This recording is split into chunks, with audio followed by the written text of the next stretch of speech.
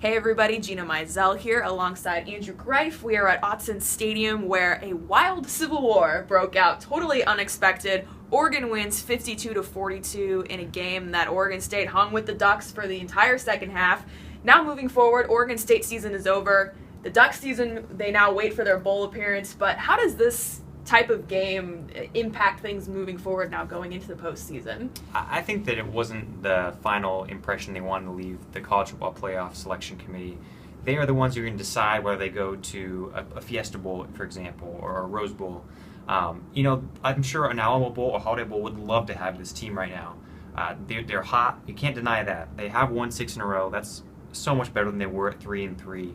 As Scott Frost said, there are a lot more people on the bandwagon now than ever.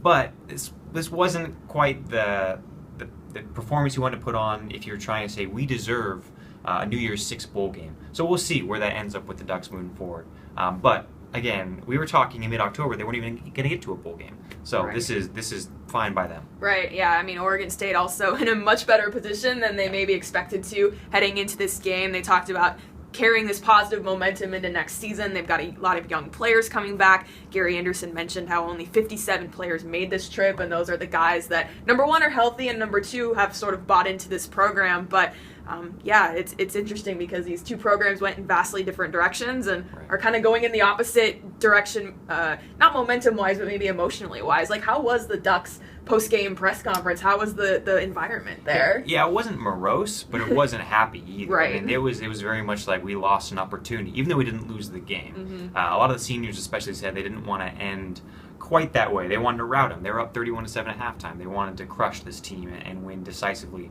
That didn't happen. They still won, and it's kind of a characteristic way to look at the whole season. It was very up and down. You never were sure where it was going, but they were pretty bummed. You could tell that. Tyson Coleman came off in tears saying he knew it was the last game he was ever going to come off the stadium. It didn't quite go the way a linebacker would want, seeing Ryan Nall run for more than 170 yards on them.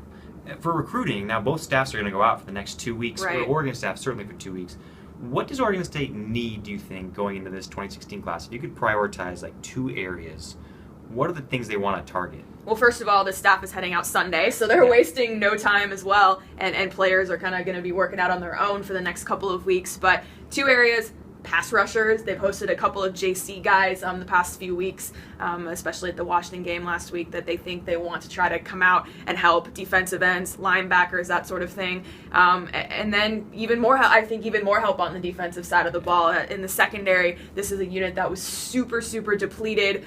You've got guys like Kendall Hill starting, Gabe Ovgaard starting, Tristan Decoud, who was a first-year player. Larry Scott was out for a lot of the year. Justin Strong was out for a lot of the year. So I think defensively, and I mean, Oregon made a lot of big plays on offense. They scored 52 points, so obviously that's still an area that can improve moving forward.